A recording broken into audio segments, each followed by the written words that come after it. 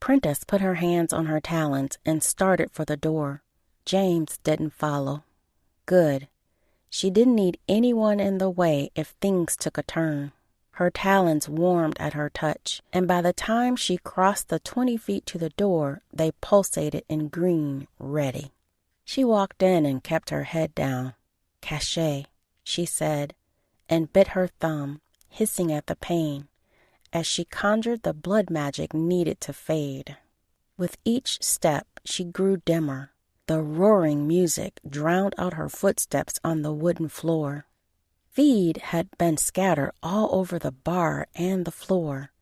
Prentice found a spot in the corner near the back and watched. A waitress fluttered around the bar stools and the few tables.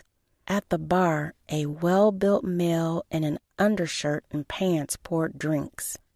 He had a striking plumage of long flowing red hair and a bright, colorful tattoo along his arm, which the sleeveless undershirt highlighted.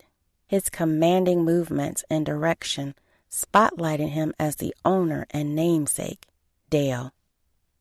Everyone had facial and body scars, the results of pecking order fights. They decorated them with colorful ink and fancy embellishments like jewelry and precious stones. How anyone heard themselves talk, let alone think, in this place? The constant shrieking and crowing in time to the music beat hurt her ears, but she couldn't leave until she saw what kind of folks gathered in here. There was a good chance Gretchen's killer was in this room. "What can I do you for?" the waitress shouted to a patron at the table beside Prentice, tray in one hand, a cup in another. She slammed a drink onto the tiny table, sloshing most of its contents. "We got the usual. Whiskey, feed special number 4.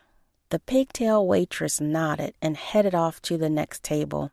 Ahead, the bar rumbled as 2 men stumbled to their feet. It erupted into a pushing and shoving match.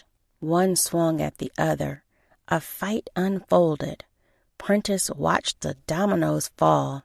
One after the other swung and punched, kicked and screamed. Blood biting and a full-out brawl spiraled outward from the bar's epicenter. Prentice didn't move. She wanted to see if 1, the whiskey would make it to the neighboring table, and 2, if the bartender owner would do anything to break it up before someone died. One of the reasons the order discouraged fraternizing at coops is that chickens like their pecking order. It went against the goddess's teaching, and to be frank, it was violent and dangerous. It often came in partnership with alcohol, and the two things rendered deadly results. Prentice sat in the back corner with both hands on her talons. Her fingers hovered above the triggers of each gun, ready, always ready. A giant boom went off. The mob paused, and then, almost as if thinking with one brain, they scattered through the front doors and out of the coop.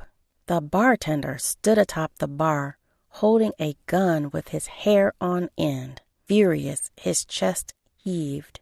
His stance with the weapon meant he intended to use it again if necessary.